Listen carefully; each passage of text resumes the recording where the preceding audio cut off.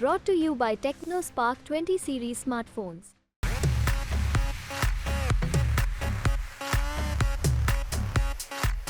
एक बात inheritance tax को लेकर आपकी तरफ से सफाई ये दी गई कि भाई राजीव गांधी ने इसको समाप्त किया था और जो बयान आया था कि हम कोई ऐसा टैक्स लगाने का कोई विचार नहीं है, लेकिन प्रधानमंत्री ने उस पर भी ये कहा कि वो तो राजीव गांधी के परिवार को इंदिरा गांधी की संपत्ति चाहिए थी, इसलिए इन्होंने इसको ख़त्म किया 1985 में।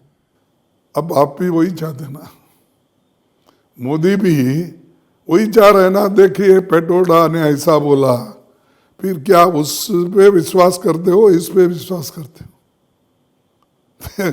ये जो है टिट फॉर डैट, कुछ बोलना है तो बोलना ऐसा कुछ। ठीक है, मेरा बाप कुछ मेरे को छोड़ा नहीं, मेरे को तो कोई फायदा नहीं है, उनका बाप भी कुछ भी नहीं छोड़ा, उसको भी फायदा नहीं है। तो ये चीजें बोलने से आप लोगों को समाधान नहीं कर सकते। आप एक उसूल करो कि आपकी पार्टी क्या चाहती है।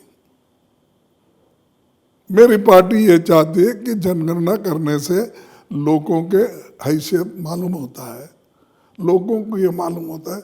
अब चंद चीजें हैं, जैसा बिहार में सतत, यूपी में चंद कम्युनिटी चुन के आ रहे हैं।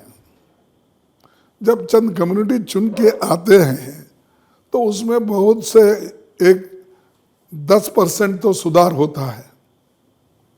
जब 10% तो सुधार होता है तो उनकी कैटेगरी अलग बनेगी और बाकी के लोगों को उनका निकाल के और भी जोर देंगे। बार बार यही आरोप लग रहा है कांग्रेस पार्टी पर कि भाई वो लोगों की संपत्ति छीन लेगी, मंगलसूत्र छीन लेगी, मतलब, और वो छीन के वो मुसलमानों को दे देगी। ये आरोप बीजेपी की तरफ से, प्रधानमंत्री की तरफ से हो रहा है। ये सरासर झूठ है, लोगों की भड़काने की बात है और इमोशनल एक्सप्लॉइट करने की बात है। ये कांग्रेस कभी भी पहले भी नहीं की है, आज यस बड़े बड़े काम किए, जैसा कि बैंक का राष्ट्रीयकरण करना, स्टेट इंश्योरेंस को नेशनलाइज करना, स्टेट ट्रेडिंग का ये करना, लैंड रिफॉर्म्स करना। जो 10 सूत्री कार्यक्रम लाया था वो लोगों के भलाई के लिए लाया था। यहाँ तक कि मैं आपको कहूँगा कि जब हमारी पार्टी जब 69 में अलग हो गई तो उस कांग्रेस को एक तरफ हो गया और जनसंघ तो था ही था। तो ये लोग ये प्रोपेगेंडा शुरू करे, मैं आपको थोड़ा सा पढ़ के बताऊंगा इसका, ताकि सबको मालूम हो। ये जगजीवन राम जी आईसीसी मेंबर्स को लिखे पत्र का अंश दिनांक 30 मई 1970 का है। क्या लिखा उन्होंने? Right to property, another important item that came up for discussion at the meeting of the working committee on January 18, 1970 was that of a protection provided by the Indian Constitution in respect of right to property. A sinister propaganda has been started by some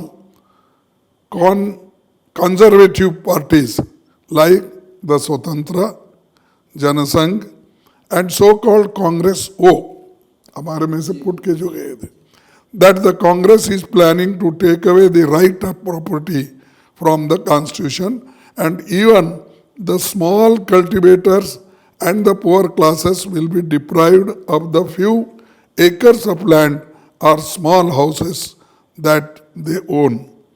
While recording the view of the Congress is not opposed to the right to property as such, the working committee reiterated that there could not be an unbridled right to property.